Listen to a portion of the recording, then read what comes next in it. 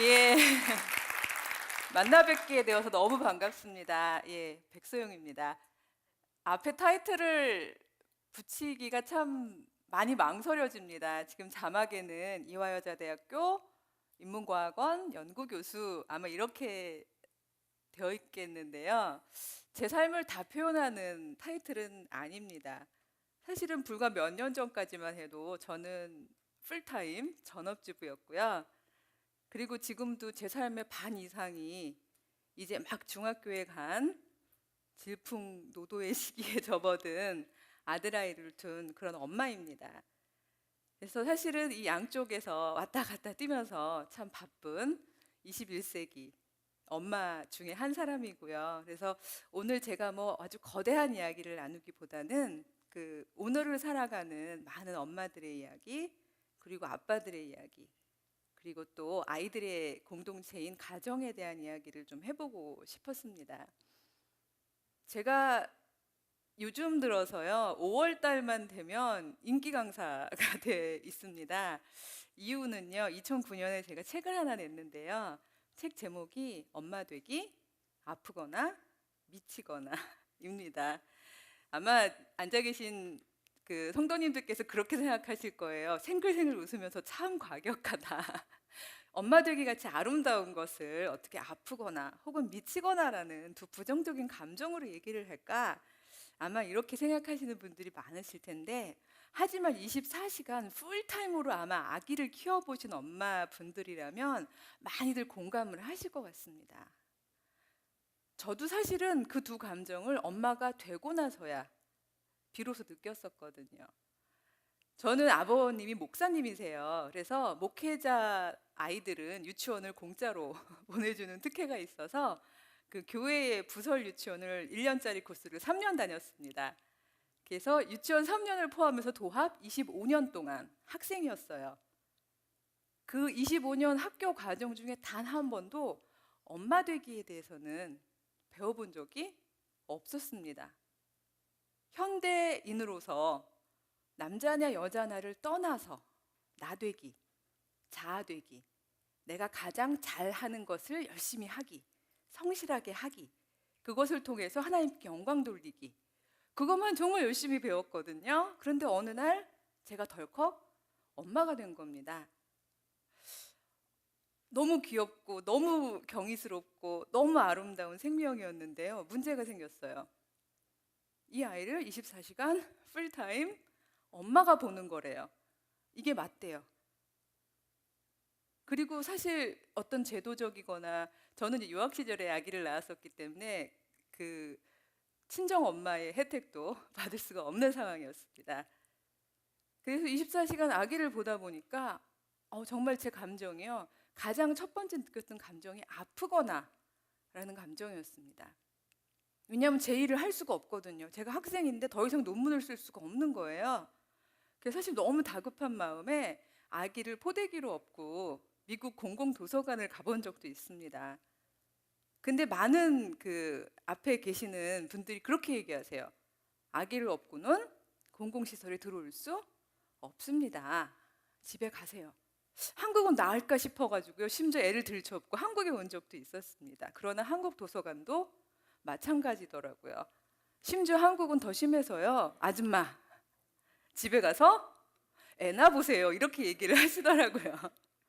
그래서 저는 제 학교 모교로부터도 아기를 업고서는 어쩔 수 없이 돌아설 수밖에 없는 그런 경험을 했습니다. 그래서 25년 동안 했던 나되기를 접고 났더니 제가 너무 마음이 아픈 거예요. 그리고 마음이 아프다 보니까 몸도 아프더라고요. 어쩌면 여기 앉아 계신 많은 어머니들 중에서 저와 비슷한 그런 경험을 하신 분들이 있으실지도 모르겠어요. 제가 이 책을 딱 썼더니 저희 시아버님께서 이제 화가 나셨습니다. 그래서 그러세요. 네가 애를 둘 만났어도 아무 소리 안 한다. 달랑 하나 낳고서 뭐 아프네, 미치네. 그것도 혼자 그러는 것도 아니고 책을 쓰니 그렇게 언짢아 하셨는데 다 읽어보시고 나서는 공감을 해주시더라고요.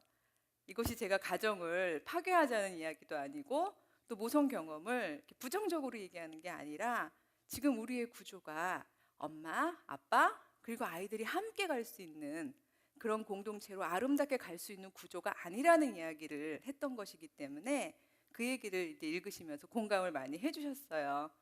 저희 아이조차도 엄마가 자기를 꽤 사랑스럽게 키워줬다고 생각했는데 초등학교 아마 4학년쯤 그 책을 접했을 거예요. 엄마, 나 키우면서 아프고 미치고 그랬어? 예, 너무 부담스러운 거예요, 엄마의 제목이. 근데 이 친구도 조금 읽고 요즘에 중학교에 들어가더니 글을 좀 읽더라고요. 그래서 읽으면서는 엄마 그때 되게 힘들었겠다. 와, 엄마가 여지껏 25년 동안 하던 일, 엄마가 하나님 안에서 소망스럽게 꿨던 그 꿈을 나 때문에 다 접었던 거잖아. 진짜 아팠겠다. 하고 공감을 해주더라고요. 그래서 참 고마움이 있었어요. 그래서 그래도 아팠지만 그 아픈 시절이 보람이 있었구나 이런 생각이 들면서 그럼에도 불구하고 제가 배워왔던 전공에 기초해서 많은 엄마들이 그리고 21세기 이제 새로운 젊은 엄마들은 이렇게 아파하거나 혹은 제가 왜 미쳐야 하는지 뒤에 잠깐 말씀을 드리겠지만 이런 미쳐야 하는 감정을 갖지 않는 그리고 서로가 함께 가는 그런 가정이 됐으면 좋겠다는 생각이 들어요. 그 인터넷에 한동안 유행했던 시가 있었습니다. 혹시 보신 분이 있는지 모르겠어요. 그 작년쯤에 굉장히 많이 돌아다녔는데요. 제목이 아빠는 왜? 라는 시예요. 혹시 들어보신 분 계세요? 한두 분 끄덕끄덕 하시는데요. 시 내용이 굉장히 짧습니다. 초등학교 2학년짜리 여학생이 쓴 시인데요. 엄마가 있어서 좋다. 나를 예뻐해 주어서. 냉장고가 있어서 좋다. 나에게 먹을 것을 주어서. 강아지가 있어서 좋다. 나랑 놀아주어서. 아빠는 그 다음 답이 뭐였을까요? 왜 있는지 모르겠다. 그게 그 학생의 시였습니다. 너무나 아이다운 솔직한 시였어요. 아버님도 너무 속상하시죠? 예. 저 인터넷에 저 시가 뜨고 난 다음에 많은 아버님들이 너무나 속상하셨어요. 그래서 정말 무수한 댓글이 달렸는데 그 중에 한 댓글이 정말 핵심어였기에 제가 소개를 드리고 싶었는데 아가야, 너에게 엄마와 냉장고와 강아지를 있게 한 게 바로 나란다. 그렇게 댓글을 쓰셨어요. 너무나 맞는 말입니다. 이 현대 사회는요. 어쩌다 보니까 저희들의 삶이 양분이 되었어요. 두 가지 공간으로 넓게 이렇게 분열이 되었어요. 사회학자들은 그걸 칸막이화라고 얘기를 합니다. 공적인 공간, 생산의 공간은 주로 아버지들이 담당을 하시고요. 그 다음에 사적인 공간, 소비하고 현명하게 소비하고 아이들을 잘 키워내는 그 공간은 주로 엄마들이 담당을 하게 된 거. 이거 사실은 현대 사회에 와서야 생겨난 우리들의 삶의 조건입니다. 그 이전의 전통 사회에서는 그렇지 않았어요. 대부분 노동과 육아가 집 주변에서 함께 통합적으로 이루어졌었습니다.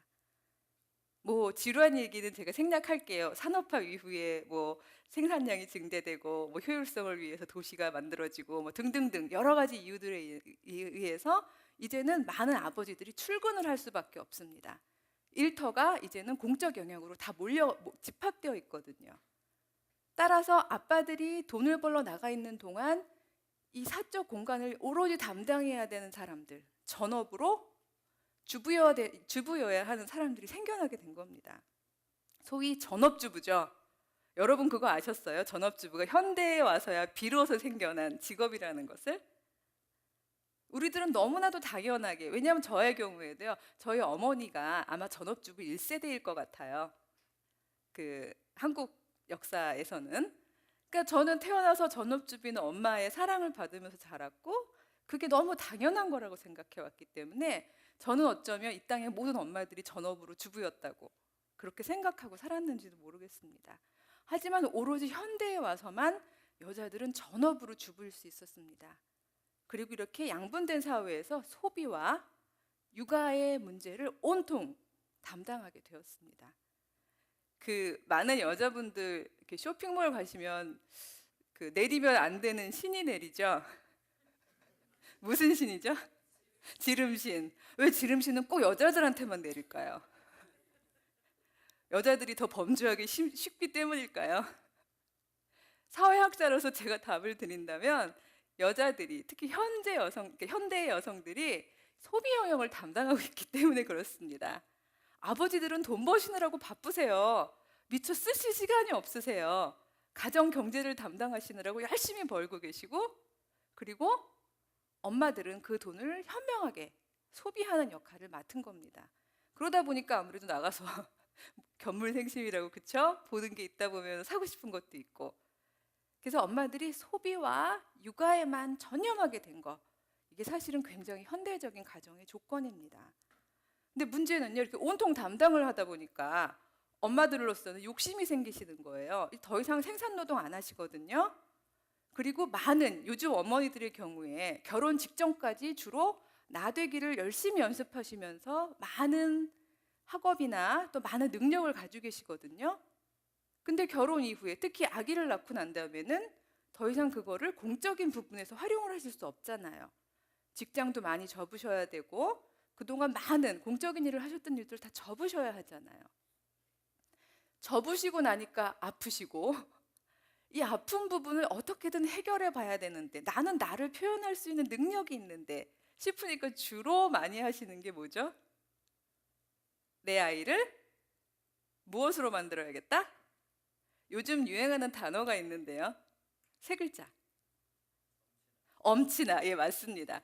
내 아이를 상위 5% 혹은 10%의 엄친아를 만들어야겠다. 예, 엄마 친구 아들. 그래서 국제적으로 엘리트로서 활용할 수 있고 영어도 잘하고 어디를 가나 많은 사람들에게 부러움을 받고 또 직업 기회도 굉장히 훌륭하게 얻을 수 있는 그런 엄친아를 만들어야겠다. 그래, 좋다. 나는 전문 엄마가 될 거야. 이제 더 이상 전업주부는 20세기 형일 뿐이야. 21세기 엄마의 진화한 형태는 전문 엄마야. 나 배운 여자야. 사실 대한민국이요, 전업주부의 학력 수준이 세계 제1위라고 그럽니다. 가장 많이 배운 엄마들을 가지고 있는 나라가 대한민국이에요. 그러다 보니까 자기를 표현할 기회는 닫히고, 그래서 아파하던 많은 엄마들이 결국은 아이를 향해서 몰두하게 되는 겁니다. 어쩔 수 없어. 얘라도 성공시켜야겠어. 나의 능력을 얘를 통해서 보여주겠어. 그러면서 많은 엄마들이 정말 아이를 성공시키기 위해서 아이들의 삶을 6, 7살부터 기획하고 계획하고 매니지하죠. 아이가 엄마의 완전히 아바타가 되어서요. 엄마가 시키는 대로 모든 건 엄마에게 물어보고요. 이 아이들에게 자유가 없고요. 하나의 개체 생명인데 스스로 무언가 할 수 있는 능력을 점점 상실해 갑니다. 이건 엄마들이 나빠서도 아니고 엄마들이 욕심이 너무 많아서도 아니에요. 그동안 이 현대사회가 여성들에게 많은 능력을 부여해 놓고 그런데 가정 시스템으로 딱 가게 되면 그 능력을 발휘할 수 있는 그 어떤 여건도 주지 않았기 때문에 그래서 생겨난 일이라고 저는 생각을 합니다. 근데 여기까지가 사회학적인 그런 분석이라면요. 근데 저는 정말 윤리학자로서 그런 질문을 드리고 싶어요. 정말 인류의 어떤 반은 오로지 스펙 쌓기, 내 실적과 업적을 관리하면서 돌봄의 가치를 연습할 기회는 온전히 상실하고, 그래서 내 아이로부터 아빠는 왜 있는지 모르겠다.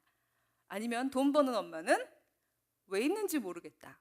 이런 질문을 하게끔 만들면서 그렇게 가정으로부터 소외당하고, 또 한쪽에서 엄마들은 그렇게 오랜 세월 나대기를 연습했던 많은 엄마들은 관계적 자아를 연습할 기회는 너무 많았잖아요. 아이들을 돌보고 남편을 보조하면서. 그런데 한편으로 잃어버린 게 있으니 뭐냐 하면 저는 창조적인 자아. 하나님을 닮아서 우리가 내 안에서 뭔가를 지어낼 수 있는 힘이 있잖아요. 능력이 있고 동기가 있고 욕구가 있잖아요. 그걸 표현하지 못하는 그런 관계성 속에서 살고 있는 그런 엄마들. 그런 엄마들이 잃어버린 것은 바로 창조적인 자아가 되는 길이 아닌가. 그런 생각이 들었습니다.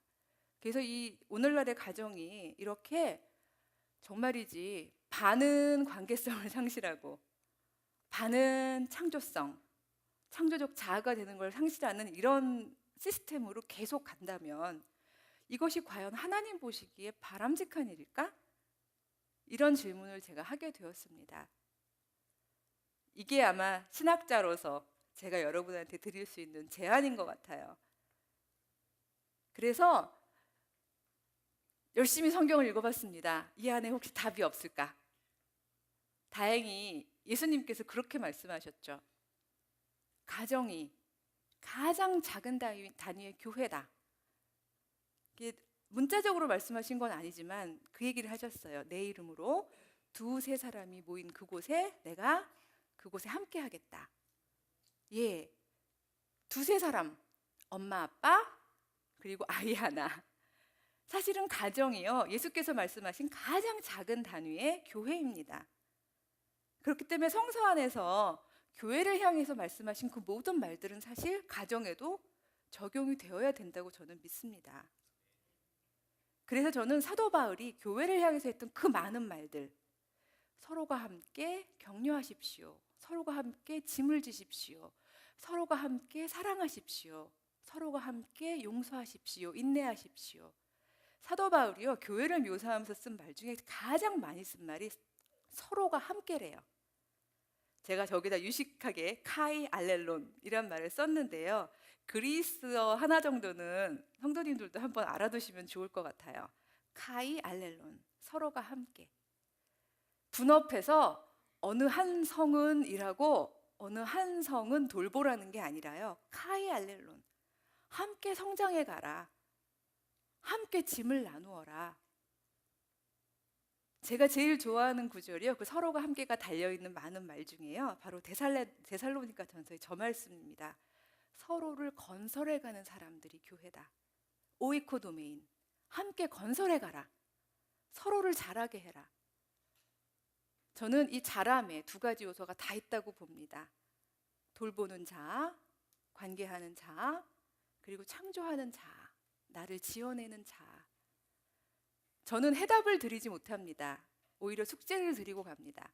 이제 21세기 가정은 우리가 서로가 함께, 엄마도 아빠도 아이들도 하나님을 닮은 주체로서 생명력을 가지고 자기를 창조해 갈 수 있으면서도 관계성 속에 서로를 돌볼 수 있는 그런 사람들이 되어야 할 것 같습니다. 그런 가정을 위해서 우리 함께 노력하도록 하겠습니다. 감사합니다.